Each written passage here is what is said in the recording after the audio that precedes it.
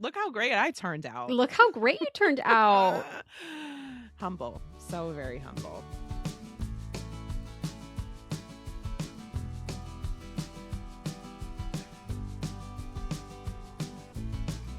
Welcome to Book Talk Etc., a podcast bound to grow your TBR. I'm Tina from TBR Etc. And I'm Hannah from Handpicked Books. This is a conversational podcast about books and more from two Midwest new readers who are easily distracted by new releases. And this week, we are leaning into that love and reviewing some books that were recently published. If you enjoy listening, we'd love for you to follow us on Apple Podcasts or your favorite podcast app. And if you have a quick minute, please consider leaving us a review on Apple Podcasts or sharing us on social media. It truly helps us connect with other book lovers. If you love finding your next great read, you're in the right place. To help our YouTube community grow, the best thing you can do is to like this video and subscribe to our channel if you haven't already. Also, be sure to leave us a comment. We love engaging with you over there. And I want to know if you tend to have better success reading new releases or if you have better success reading backlist. We love reading your comments, and it also helps the algorithm push our content out to more people. You can also share this video with a fellow reader or anyone who you think might enjoy our conversations. Thank you so much for your help, but now let's get into the show. Hey, Hannah. Hey, Tina. How's it going? Great. How are you? I am doing okay. Yeah. I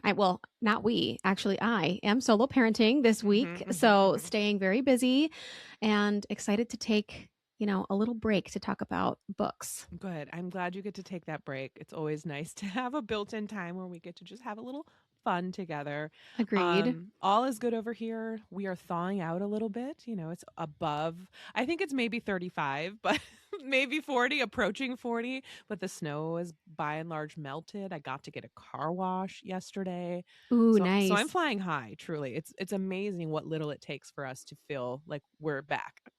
Yeah, my window's open, so right.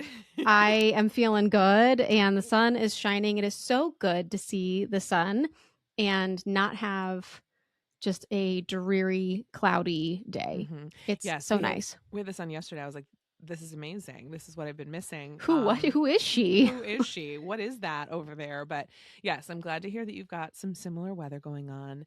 I've been reading, but I will say you had messaged me earlier in the week and you were like, wow, I haven't picked up a book in 5 days. And I was like, oh, Hannah, how dare.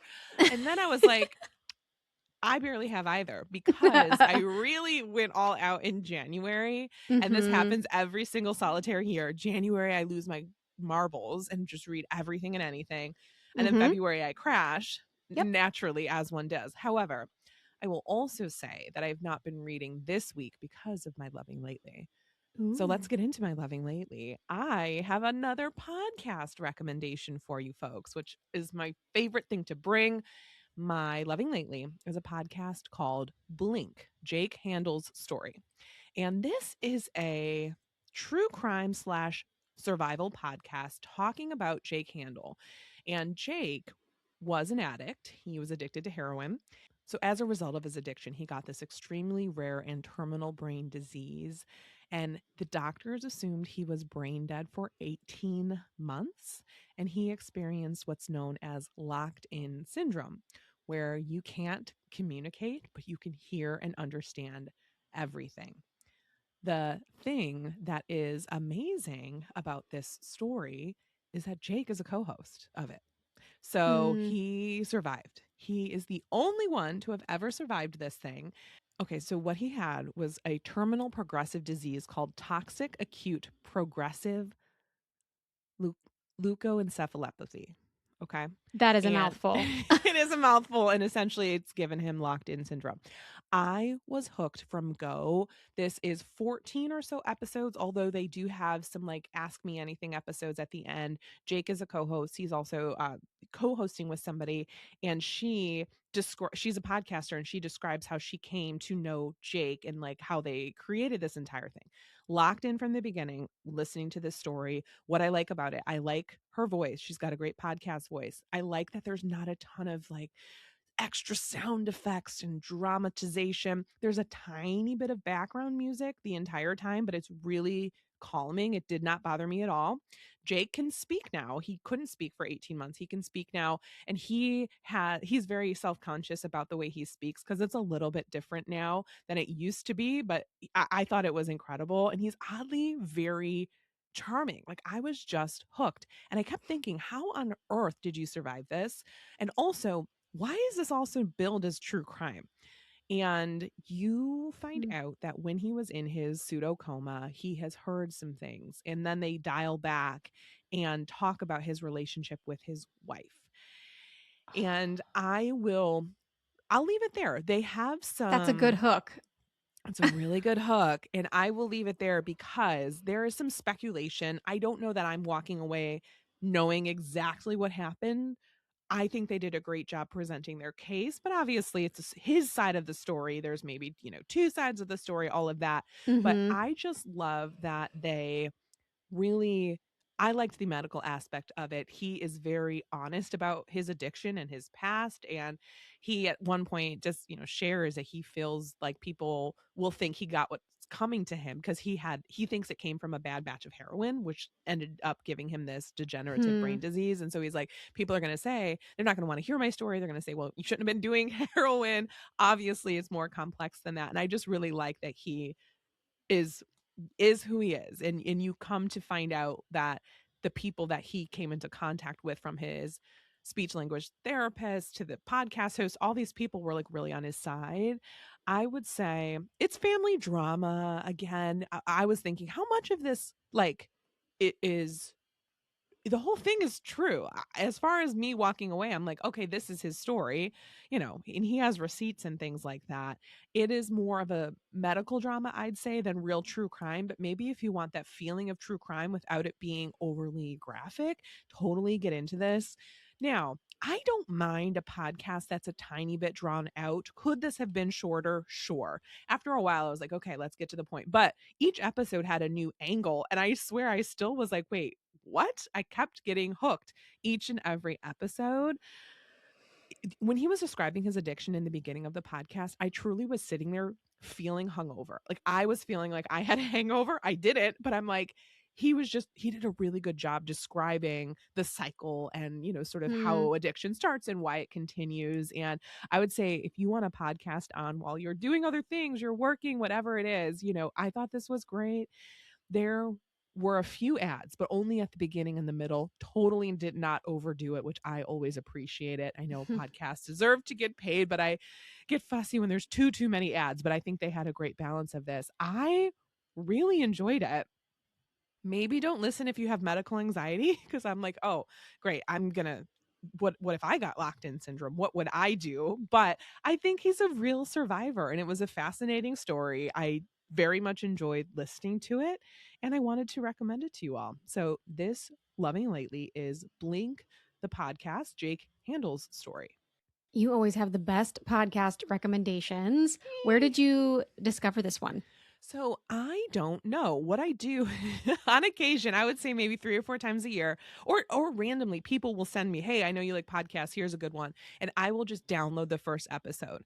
And so I was walking to work on Tuesday this week. So right now is Thursday when we're recording. I literally binged this in 2 days. 3 days. And I was like, "Oh gosh, I need something to listen to." And I had downloaded this first episode. So I have no idea where I got the recommendation from, but if you were the one that recommended it to me, thank you. But also let me know if you listen to it. And if you have recommendations for podcasts, I'm always looking for new ones to vet.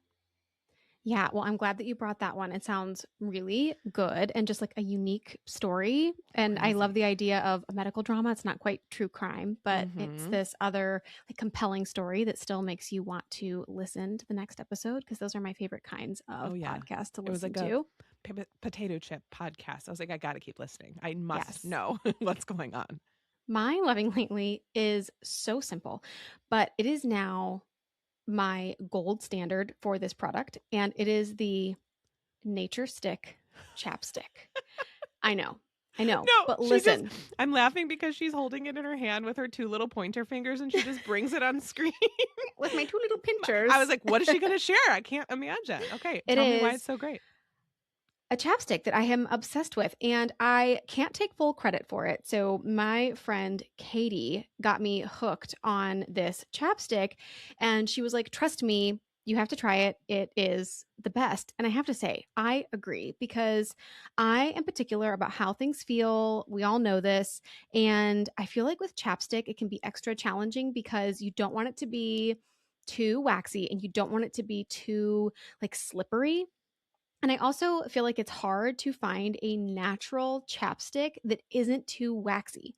A lot of them feel like almost hard because they're made out of these natural products. And this one is all natural, it's gluten free, it's not tested on animals, and it just has the best texture. Now, I always get the peppermint frost, and it does make your lips tingly, but I really like that. I think it's a very warm, soothing feeling.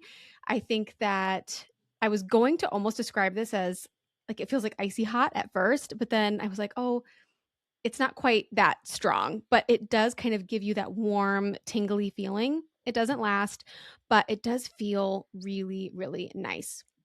It's really moisturizing. It lasts for a long time. I get these in a pack from Amazon. I have not been able to find them anywhere else. So I just get my pack of 7 from Amazon and get the peppermint frost version.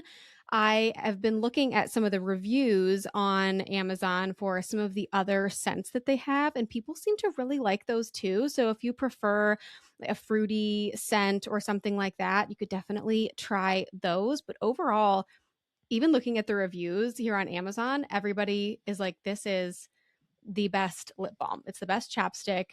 You just have to trust me. I also feel like things like this that are passed down of, oh, I got this from a friend, and then, Mm-hmm. a friend passes it down, etc. And onward, I feel like those are always the best recommendations. So this is my new tried and true chapstick. I keep one in my nightstand, in my purse, in the car, everywhere that I go.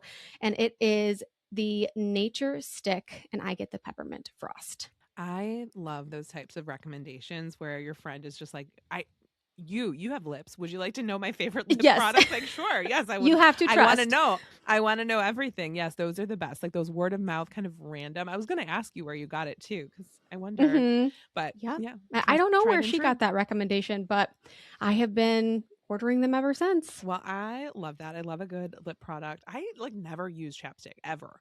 Ever. I You only use have lip gloss on a lot. I like a lip gloss. I like a lip pot, like a Mm-hmm. lip treatment, if you will, like the Laneige ones. That's my Mm, go-to. I don't love a chapstick for no real reason. I don't know why. Perhaps not I for will you. start. Perhaps I will start.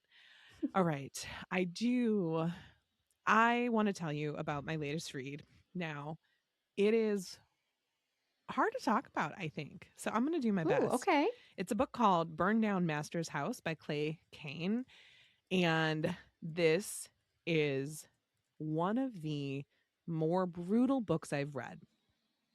And that is okay, given the subject matter. It is a story that, okay. I got it from Aardvark this month. And I initially saw this, she could be my loving lately in and of herself. Her name is Gina with the J. She's one of my favorite people to follow online, on TikTok, on Instagram, wherever. We'll link to Gina. And she has been doing a series of just recommend she's just funny, and she does a lot of political commentary, book stuff. And she was just talking and like slowly backed out, and this was like the book cover was the entire background of her video, and she just kind of slowly backed away, and the title of it tied into what content she was talking about, and it just made me laugh. So I was like, what is this book? Let me try and grab it. And I got it initially on audio. It was available on Libby. I'm like, okay, let me listen to it.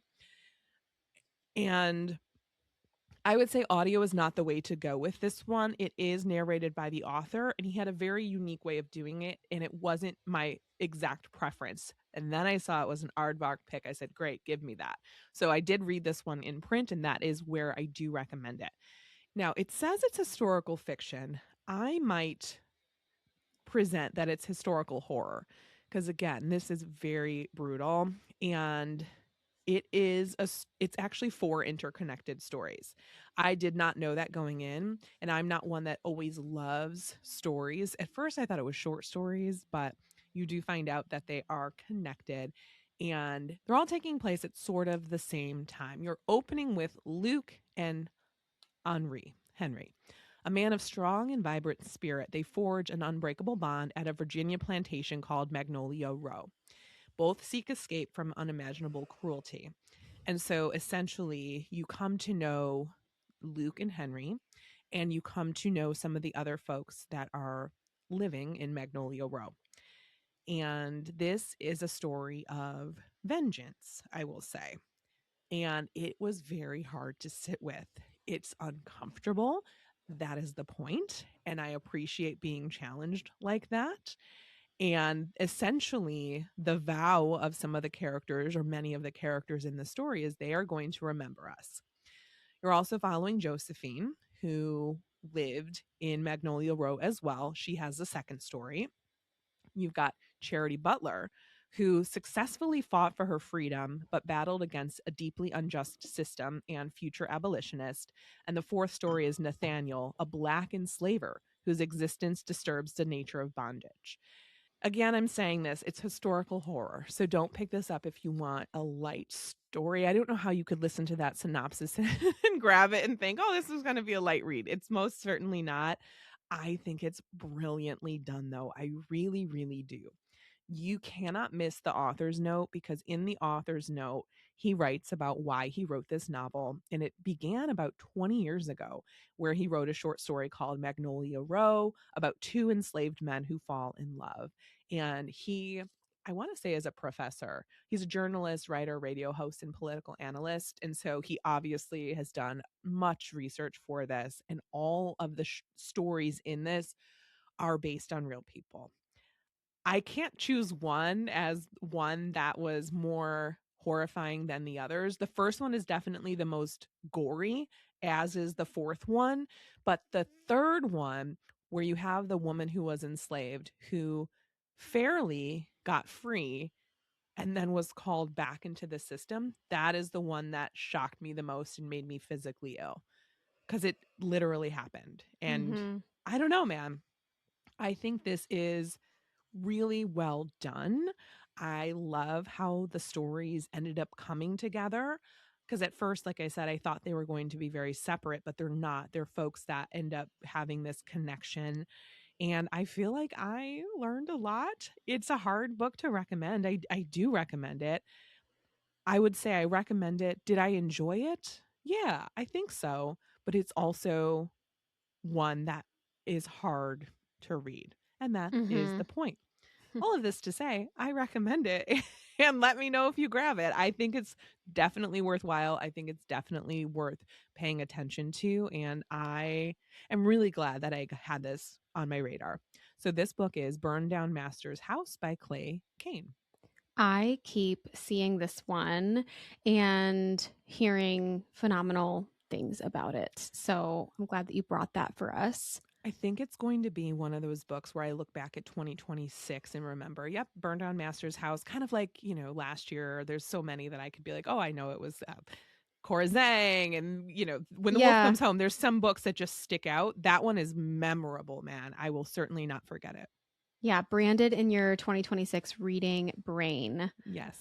Well, funny you brought historical horror, because that is the genre that I am bringing for my latest read as well. And that is All the Blood We Share by Camilla Bruce.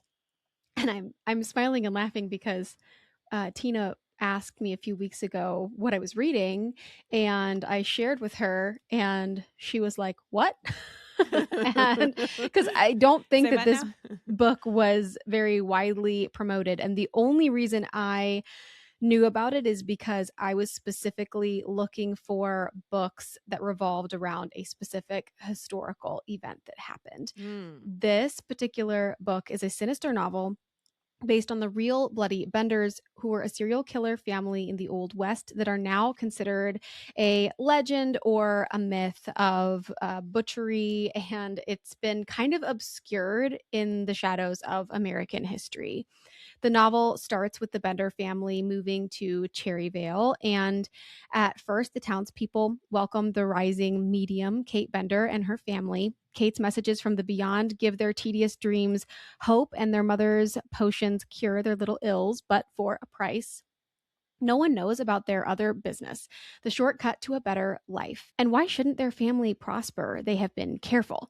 It is only from those who are marked, those who travel alone and can easily disappear, that the Benders have their way with.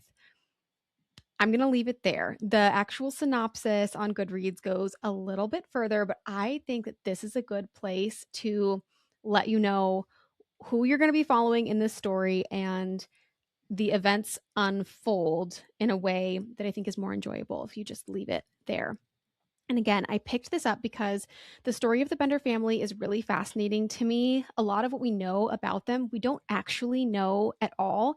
We have accounts from witnesses that told their version of what happened, but all we really know for certain is that this family was really sinister and they were killing people in their home on the Osage Trail.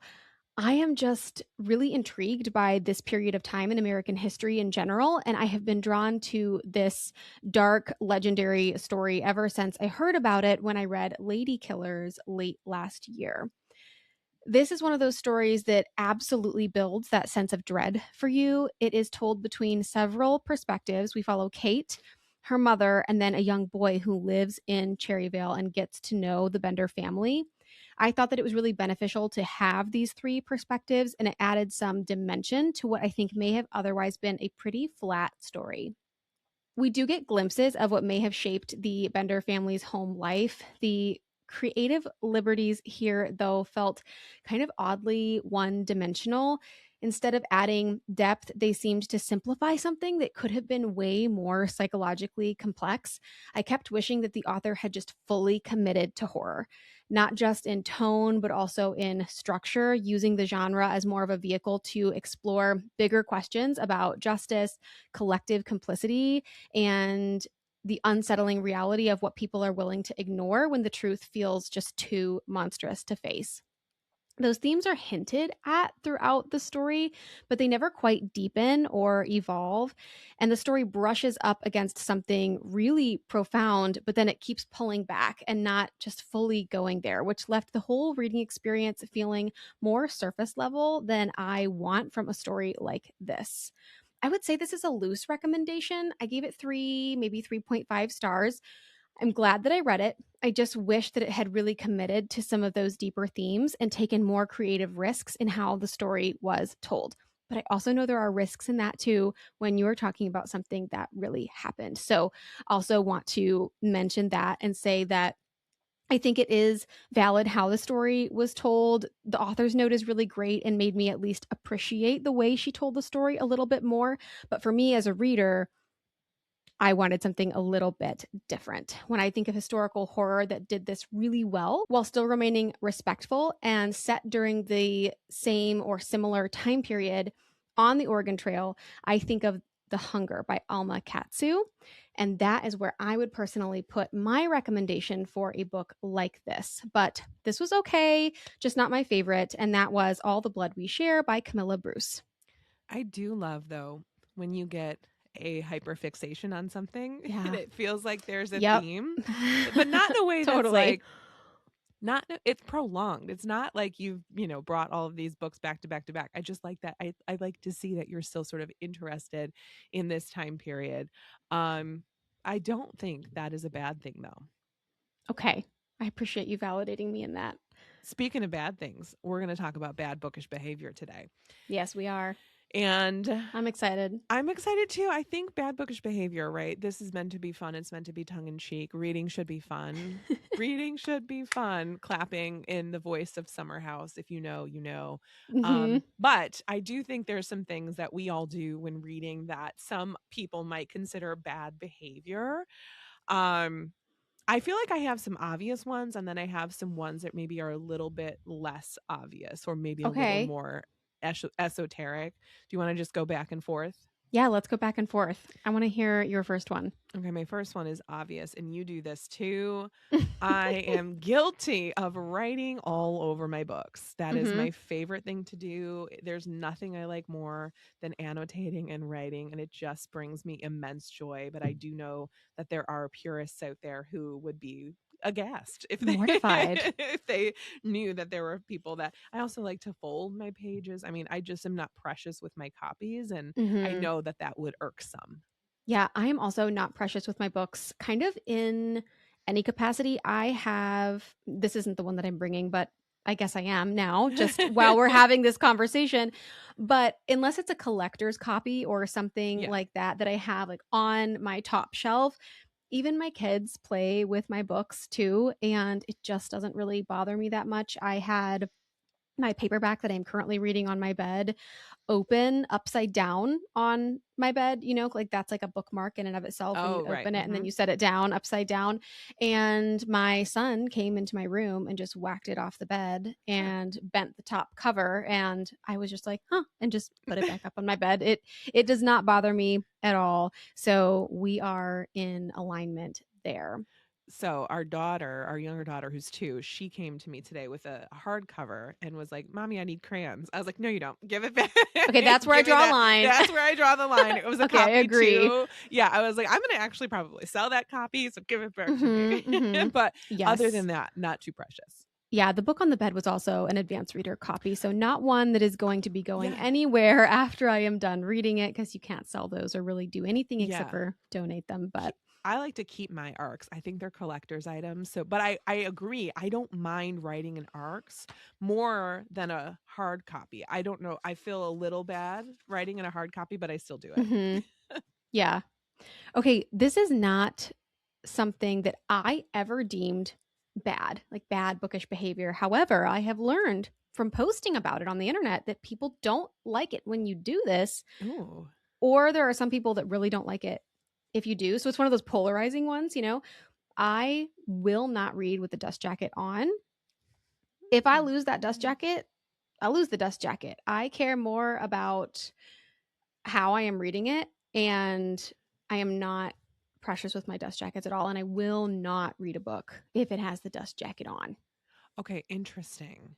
Okay, I was going to say these are polar opposites, not precious, not dust jacket, but you don't care about the dust jacket at all. You just don't Not like how you really. feels when you're reading it. You want to read it naked. I want to read it naked. But Not me, when I baby. take the dust jacket off, wait, you read with the dust jacket I on? read with a dust jacket on because I don't like to take it off. Because if I do, then I lose. Ultimately, if I take it off, it gets Yes, crushed, and that bothers me. It gets same. crushed, it gets lost, it gets messed up, and that annoys me. Even though it gets plenty messed up, I'm holding one with a rip in it now, just by reading it. But Yeah. at least they're I take it together. off, I throw it, and then Do you I throw them usually do away? find it again, but then I put it back on. It's usually kind of bent or flat, Oh, but I can't do it. No, yeah.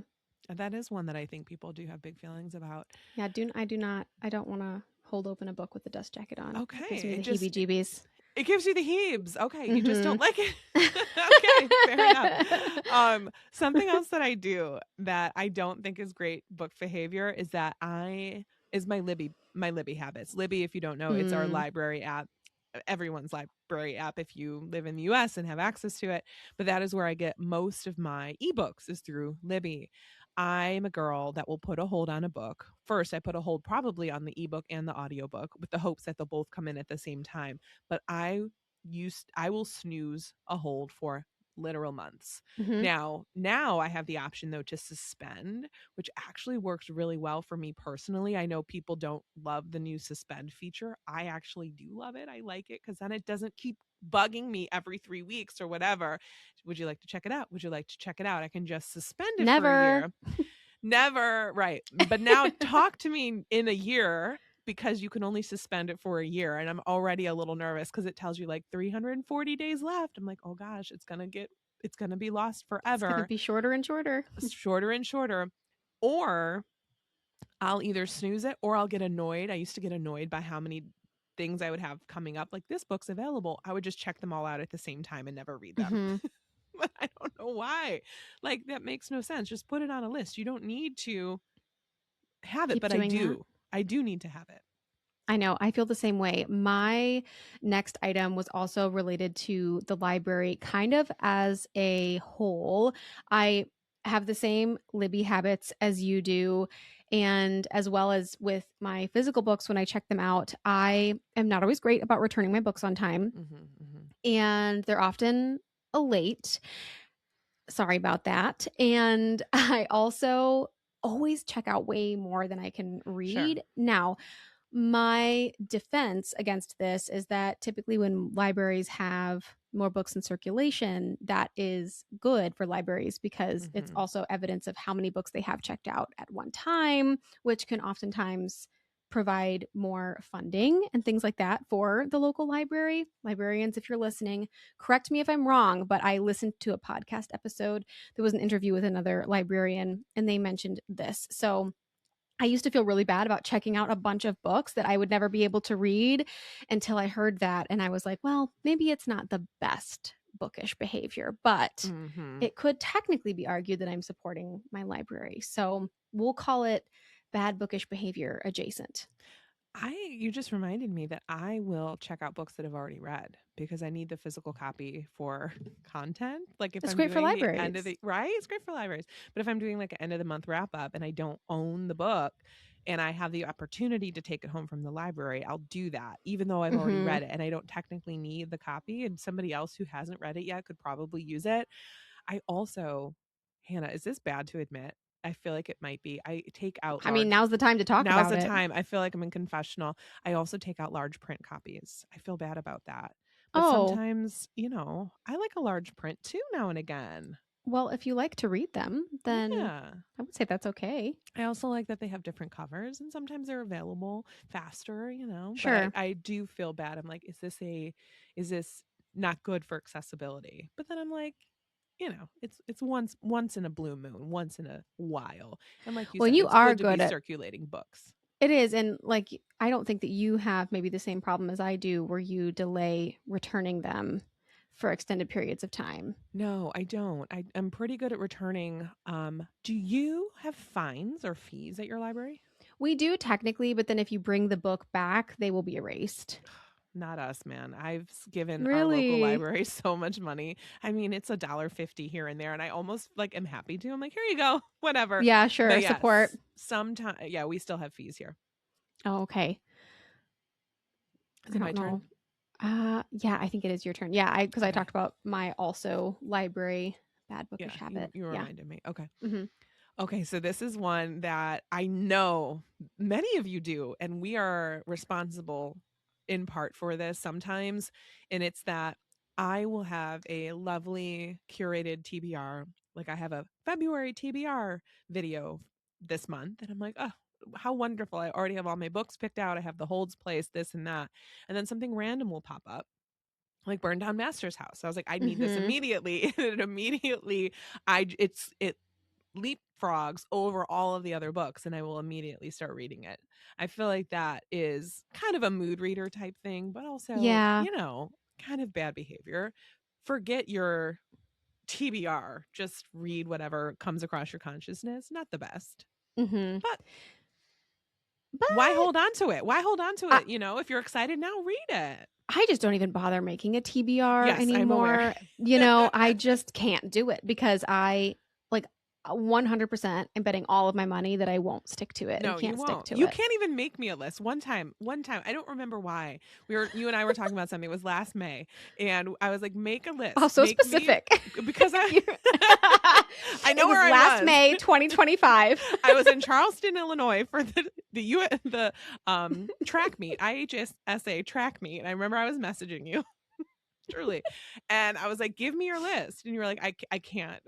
I didn't make it." I I was like, can't. "Okay, that's fine." Wait, list for what? My Your TBR? shortlist TBR. I was trying to get you to Oh, make a priority TBR for some that's reason. I right. don't know why. Well, I Um, think that I told you that I was going I to think you said try you your wanted to try method. and I was do like, it, "Oh, I and I want was to like, try your great. method." And You I was were, like, send it. Like holding me I can't do it. accountable and you were like, "Let's see." And I was like, "I am not good under pressure. I don't Yeah. know. I can't do it." Meanwhile, Um, I'm great under you are pressure, great under and I'm a pressure. peer pressure. And you're a peer pressurer, which Mhm. isn't a bad thing until you realize that the person that you're peer pressuring You just don't care. You're like, is "Oh, not pressured. no." I'm I know. frankly not A bothered at all. deadline? Oh gosh, man, stinks the deadline's coming up. That is another Couldn't be bookish, me. bad bookish behavior that's kind of related to libraries, or even when new releases are coming out. Like, oh, I need to review this book by this Yeah. time. I hear all the time people being like, oh, I need to read this library book or this Libby book by the time it's due back in a week. I'm not. Not doing it. If I want to read it, I want to read it. And if Mhm. I don't, I just simply won't. What is your NetGalley percentage? 72. Really? Oh Yeah, my it's not bad. God. That's amazing. Mine is much worse. I thought you were going to say like 10%. No, it's 72%. I love that you knew it immediately. You knew it Mhm. absolutely immediately. That Yes, is girl. so funny. The Mine- podcast has helped immensely Has with it? my NetGalley percentage. Yes, because I will submit my reviews that I've done on the podcast for my link for my NetGalley review, and that has been so helpful. That brought up my percentage like 10%. Just so you share reviewing the some link books from on the podcast, like Yeah. the podcast episode? Genius. Yeah, Mine's why 57. not? I talked about it. Mine's 57. I don't care who knows it. I've been on this 57 is not the worst percentage I've heard. No, it's not the worst, but I've also been on there since 2016, and I've have a lot of books, so stay off me.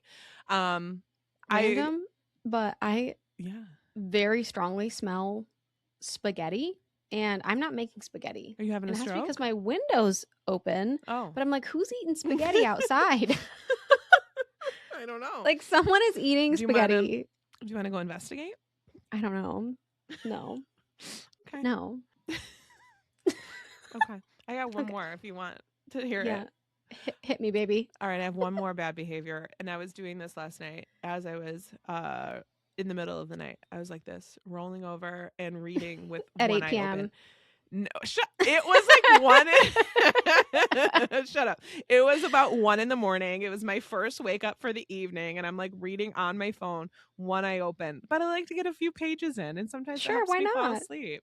But I'm like, from a sleep perspective, from an eyesight perspective, probably not the best behavior that I could possibly do. But I like it. I don't care. However, from an insomnia perspective, that really is what you're supposed to do when you wake up. You're not supposed to force yourself to go back to sleep. You're supposed to just accept that you're awake and then eventually let your body tell you when to go back to sleep. So really? I've heard. So you've heard. It can make you anxious when you're just like laying there like, oh, if I don't get sleep, then I'm going to be so tired. And so sometimes it's helpful to do something that can help like your body remember you're supposed to be asleep right now. I like it. Maybe it's good behavior then. Maybe I stand corrected. I love that. Yeah, I didn't bring that as one of mine, but I will listen to audiobooks at night. If I wake up in the middle of the night, I will use that time. I'm going to use that time to get some reading crazy. in. Do you just stare at the ceiling and listen to an audiobook? Keep your eyes closed? Or are you looking at something else? Well, I usually have my eyes closed, and then typically I'll just eventually fall asleep, and like after an hour and a half or 2 hours or whatever. You lose your spot though, or you remember where you I were? keep putting sleep timers on. So I'll keep putting sleep timers on for like 20, 30 minutes. And then if they go off and I am still wide awake, then I just reset it. And then at a certain point, I will just fall asleep and I'll have had my sleep timer on. And and you don't miss that much. Okay, that is fascinating. I love that knowledge. Yeah. I will dive into my first book if we are ready to wrap up our bad behavior. Also, though, I want to hear you guys tell us, what bad things do you do related to reading? I think it's just a fun thing to think about. And if you are somebody who is gasping at my NetGalley percentage, I admire you. I really do. It's just, I'm good at a lot of things. I'm not good at the back end submission. Oh, sure. We admire you for your better percentage, but we don't admire you for poo-pooing another person's percentage. Yes. Quit judging me. Don't judge Tina. I was like, I'm not judging anybody. Who am I to judge? Speaking of judgment, I'm going to tell you about The Better Mother by Jennifer Vanderkloot. I'm holding this book, and here's another one of my bad behaviors. I love to fold down pages because I like to go back and annotate. Now, do I always go back and annotate? Of course I don't, but I like it. It reminds me Just there's in something, case. yeah, just in case if I'm going to talk about it at book club, there's something on that page I want to reference. So, The Better Mother, I brought this with me to Florida because I wanted a fun popcorn thriller while I was on vacation, and this one absolutely delivered. You're following 34-year-old Savannah Mitchell, who is recovering from this devastating breakup. It's been about a year, and she's ready to get back out there. She's seeing this guy, Max, casually and gets the shock of her life. She is pregnant. And she always wanted to be a mom, but wasn't expecting to have a kid with this particular man.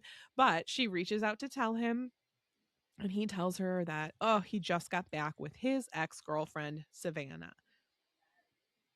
Sorry. He just got back with his ex girlfriend, Madison.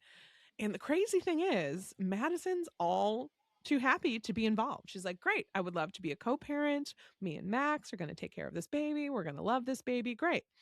And Madison keeps getting closer and closer to Savannah to the point where it becomes uncomfortable. She comes by uninvited, brings her a bunch of healthy food, gives her these vitamins, is like, you can't be eating fast food. But the crazy thing is she like knows specifically what Savannah's been eating. And she's like, what the heck, dude? How do you know all of this?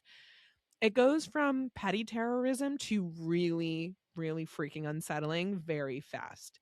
And you find out as you read, and this is kind of on the back here, that Madison is really a piece of work. Now, this is a for sure popcorn thriller. And as I was reading it, I was getting nervous because I was like, it's a little campy, like a little silly almost, and almost too obvious. And I'm like, is the author in on it? Like, does she know that that's what the reader is going to be thinking? Or is she not in on the gag? And it turns out she is. You are being led somewhere, and it was just fun to let go and be like, let me just be entertained. You jump right into the action, which I very much appreciated. You do have to be down with and okay with the quote unquote crazy woman trope, right? You have to be Mm-hmm. okay with that. It's a part of what you're getting with this and a part of what you get with thrillers oftentimes. Sounds like the author kind of knew that that's what they were doing too. Yes, and I like that. I think that Mm-hmm. I'm fine with that when you know that that is a part of it. It actually made me think a lot about fathers' rights too. I mean, I was like, wait a minute, it gets tricky. It gets very Mm-hmm. sticky. It made me think about like, families and like the legality of everything and like what rights does Madison have and this and that. So, does it get over the top and ridiculous? Yes, of course. Did I enjoy it? Also, yes. I really, really liked this one. I had a fantastic time reading it. This is a debut, and I certainly will be back to read this author because I had an absolutely great time with it. If you want a fun thriller that you could breeze right through that's going to keep you entertained, I highly recommend this one. It's The Better Mother by Jennifer Vanderklut. Ooh, a new thriller author to look out for and enjoy books in the future. That's always so exciting. Yes, let me go over to fantasticfiction.com and add her to my to follow list. See when she's coming out with another one. That one sounds really fun. I'm going to completely shift gears and talk about my first new release, and that is Every Day I Read 53 Ways to Get Closer to Books by Huang Bo Room. And this is translated by Shanna Tan. This essay collection. I don't know if that's exactly what you would call it, but it's a nonfiction novel. It's divided up into chapters that are each on different topics, and it provides some answers to the question, why do we read? And what is it that we hope to take away from the intimate and personal experience of reading for pleasure?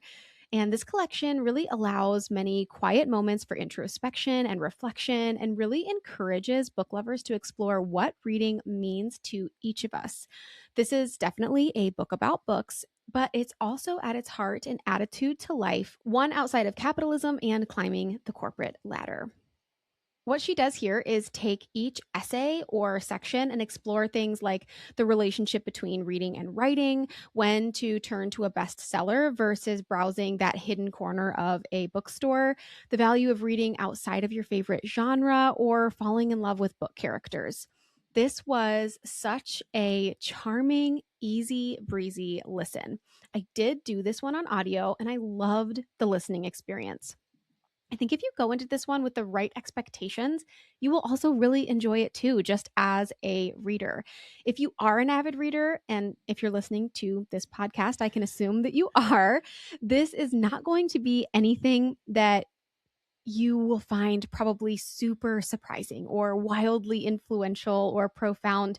But I think that if you're someone who enjoys people talking about their reading lives, exploring readerly questions, and if you're someone who reads every single day, and I think many of us do, reading is an active part of our everyday life, then this is a really fun book to compare notes with almost. Like, oh, yeah, I do that. Or, I've never done that before, or that might be a good way to read nonfiction moving forward.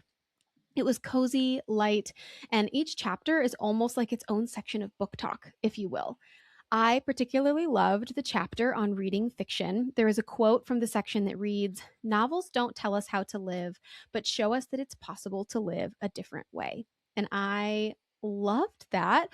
And I would love to have that quote just sitting on my bookshelf somewhere. I think that that's such a lovely perspective and way to view reading fictional stories and how much they can foster just empathy and compassion for the human experience overall.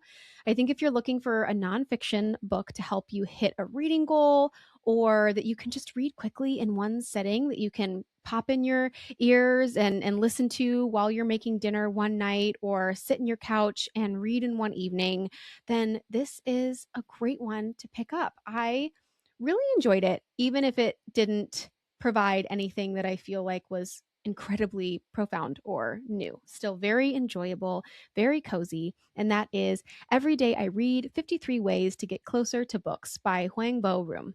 I love that. And what a great reminder. Reading builds empathy. And I think that's why a lot of us love to read so much. It's like, I'm not going to ever, well, I hope I never have to live this lady's life. I'm holding the better mother Sure. or deal with that crazy situation. But it sort of makes you see life through different people's eyes. And I Yes. really, really love that perspective. Yeah, me too. All right, I will take you into my next new release. And this is a book called Good Intentions by Marissa Walls. And you may have heard me talk about this already. I did a video on it for the publisher, for St. Martin's Press, and they put a little marketing money behind it. And all of a sudden, there's like 200,000 people that saw my little video, and it made me nerve. I would like to say, Popular. though, they did not pay me to read this and rate it highly. They just said, "Hey, would you like to do a video for us?" I said, "Sure." My second sponsored post, probably ever. And it did great. But some people were like, they know if it's sponsored, we're not going to believe her, right? And I'm thinking, you must not know that I've been talking about books for free for many, many years at this point. But I genuinely do recommend this book. It's okay. It's Good Intentions, like I said, and it is about Katie. Katie is one of the more interesting characters I've read in a while. She is a luxury event planner. She's been married to the man she's loved since she was 17 years old, and she is also an identical twin. In the very beginning of the book, the worst happens. Her twin gets in a serious car accident and dies. And her life, understandably, goes into a tailspin. And Katie is known to have a very addictive personality. She loves hard, she's driven, and she obsesses. And while they're in the hospital waiting to get news about her sister, she sees a woman named Morgan there who is also receiving devastating news. And Katie becomes fixated on her. She becomes fixated on who this woman is, what happened that day at the hospital, and she sort of wants to get to know her. I will leave it at that. This book, you are in the main character's head the entire time. So it's important to know that. If you pick this one up and you're like, wow, I don't really like this lady, maybe this isn't the book for you because you really are sitting with her. There's not really any other characters that you are hearing from. I like that though, now and again. We get so many books with multiple perspectives, dual timelines, that it was nice for me to just sit with this character and all of her mess for an entirety of her book. Now, this is a book about grief. I would almost call it family drama versus a thriller. It doesn't it's not nearly as over the top as The Better Mother, okay? It is more subtle than that, but also in a very satisfying way. I did not know what to make of Katie. Do I love her? Do I hate her? Do I want to be her? I don't think I want to be her, but she's got a lot of admirable qualities that I was like, okay, I could see how you got yourself into this pickle. It's one that made me uncomfortable. It made me kind of read with my hands over my eyes, if you will, because I'm like, oh no, how's this going to end up? It is a slow burn train wreck, and it is great until the very final page. I highly recommend this one. I thought it was really well done, and I had a great time reading it. So happy to recommend it. This book is Good Intentions by Marissa Walls.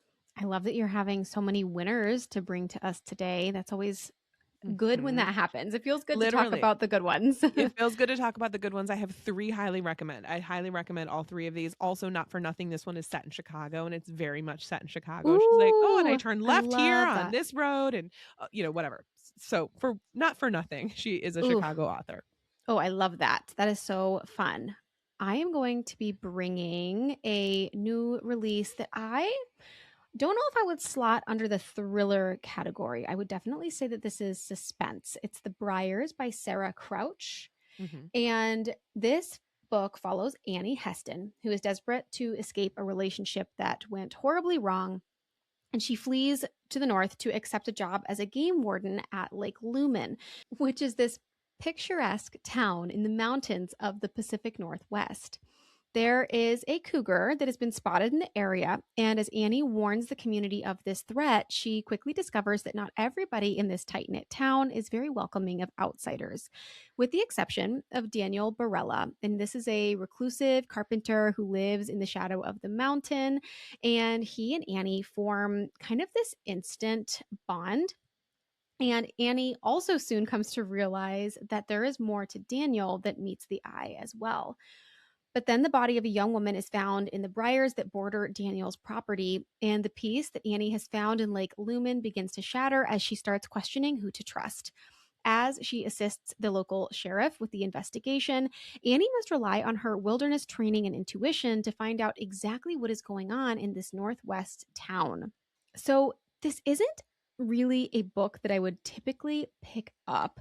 I did see that my friend Molly was planning on reading this one, and I really share very similar taste with her. And I want to say that she read Middle Tide, which was this author's book that came out last year, a couple of years ago, and enjoyed that one. So I really picked this up because it was a new release. I had the audio copy from Libro FM, so thank you to them for my advanced listener copy. It sounded good. It sounded interesting. I feel like with suspense novels or thrillers or mysteries of any kind, that oftentimes, I don't know, the plot of this one just sounded unique. We're dealing with a cougar. It's kind of set in this Pacific Northwest town. And that is why I decided to pick it up and give it a listen. I did listen to this on audio. I do recommend listening to it if you decide to pick this up. I am surprised by how much I ended up enjoying this one. I think that it had complex characters. It was told in multiple points of view. We're following Annie. We also get to follow Jake, the sheriff, and then we also get to follow Daniel. And I think that all 3 of those perspectives really added a lot to the story, and I really enjoyed all of them. If I had to choose, I would say that I enjoyed Daniel's the most because there was really kind of this mystery folded into his character as well. I really did like Annie. I think so often I can get so annoyed or frustrated with female leads if they're, detectives, or in this case she's a game warden, but I actually really enjoyed her. She was scrappy but also kind of an easy character to root for, and I enjoyed following her perspective. I will say, and I think that this is why this book isn't getting fabulous reviews out the gate, is that this does start slipping into romance territory kind of more than I was even anticipating. And obviously, I don't mind that. I'm a romance reader. And while I didn't feel like it necessarily seamlessly was woven into this plot, I personally enjoyed it. But if I could take my bias out of it maybe a little bit, I could see some readers really not liking that direction. And so it's not really implied that it's going to happen as heavily as it does in the synopsis. And so I feel like it's worth mentioning in case you were thinking about picking this up and that's going to be something that might bother you going into it. However, by the end, you do find out what's going on with the cougar, with Daniel, with all of these characters, with the woman that was found toward the beginning of the novel. All of that gets wrapped up, and I wasn't necessarily shocked by the ending, but I also wasn't there being like, oh, I knew it. I was like, oh, I wasn't really expecting that. I suppose it makes sense, even if it wasn't shocking. So I liked how it ended. I enjoyed following these characters, and I didn't mind the little romance element. I would say that I enjoyed this one. I'm glad that I read it, even if it's just a loose recommendation. And that is The Briars by Sarah Crouch. They can't all be a 5-star banger, but They I can't feel all be like we 5 stars. still, I'm glad that you reviewed it though, because I feel like we still know what we are getting into. Also, how funny that you picked up a romantic suspense novel given our I last know. week's episode. I meant to mention that. Yeah, I actually almost brought this to that episode because I had finished it in time, but I for reasons I decided to bring it to this one, but I definitely think that I could have slotted it in. At first I was wondering if it would be considered a spoiler, but I don't think so. I've seen other people mention it and it doesn't give anything away in the actual plot. So, I think it's fine to mention it, but yeah, I ended up deciding to bring it to today's show instead. All right. Well, either way, we get to hear about it. Now, my shelf edition, I have a feeling, is going to be a real humble brag. It's a galley brag, if you will, because I got a copy of The Burning Side by Sarah Oh, very Damoff, nice. author of The Bright Years. Now, that is not a book that I read. But I wanted to bring this because I know a lot of people are excited by this author and I'm sure are going to want to hear about this. Comes out in June 2026 from Simon & Schuster, so thanks to them for my arc. And this is the story of a couple on the brink of collapse. When their house goes up in flames, family secrets and thorny histories emerge as they are forced to decide what is worth salvaging. So you have April and Leo, and their house burns in the middle of the night, and they escape with their 2 young children and the quiet knowledge that the fire is not the only thing threatening their family. They retreat to April's childhood home in Dallas, where her spirited parents and siblings provide both comfort and complication. As the family reckons with the aftermath, the fire exposes cracks already forming in April and Leo's marriage. The novel unfolds in alternating perspectives from April, who feels the crushing weight of motherhood, marriage, and self blame, from Leo, a high school history teacher shaped by a lonely, fractured childhood, and Deb, April's generous and no nonsense mother who has to contend with her husband's recent Alzheimer's diagnosis. And from flashbacks of April and Leo's relationship. This is a family saga suffused with humor, longing, and heartbreak, and it's about what we inherit and what we choose, about forgiveness and about being known. This is definitely going to be one that will resonate with a lot of readers. That is my prediction. I don't know if I'm going to read it myself. I might. I might.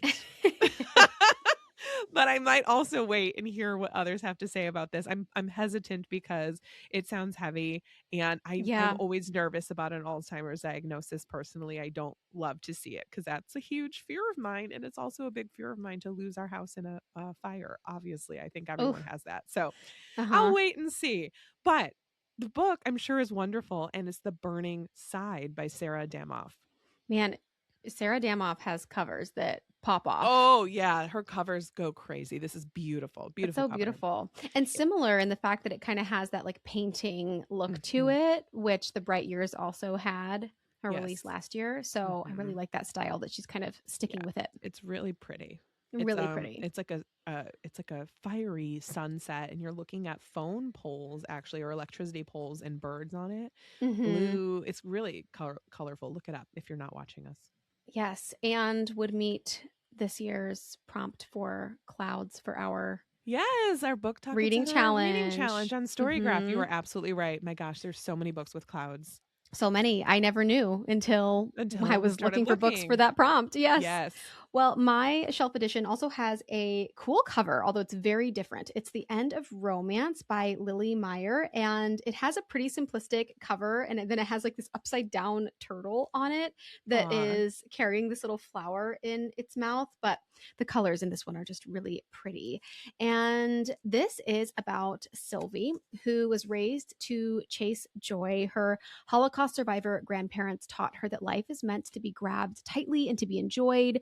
So when she finds herself stuck in an emotionally abusive marriage, it completely unravels her sense of self.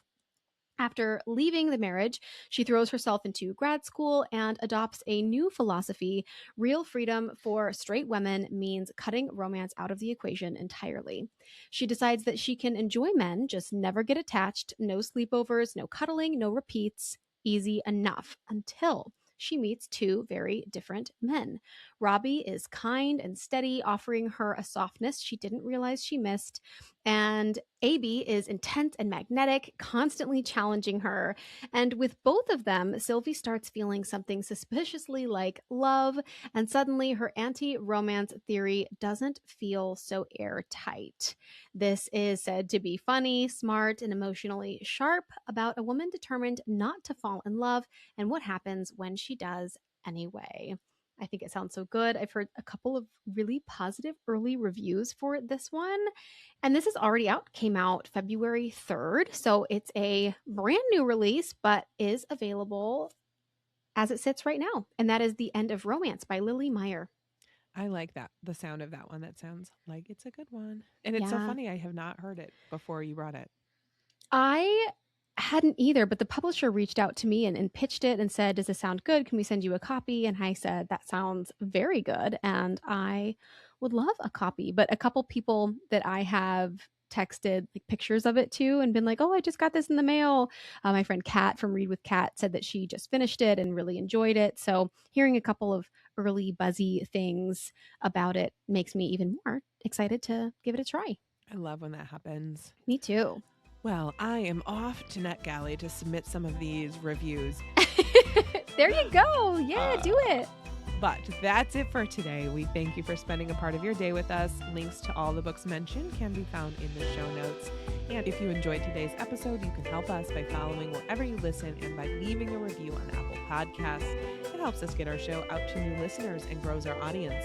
And don't forget, if you'd like access to exclusive bonus content and community, you can join us for $5 a month on patreon.com/booktalk, etc. If you'd like to connect with us, you can email us at booktalketcetera@gmail.com. You can also connect with us both at booktalketcetera on Instagram and YouTube. You can find Tina at TBR etc. and Hannah at Handpicked Books. Talk to you next week, and in the meantime, remember, Everything's better with books.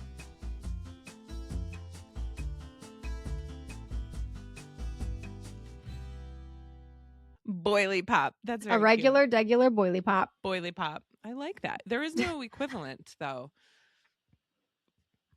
No, No, I can't really think of no. like a girly pop's fun. I know. Girly pop is fun.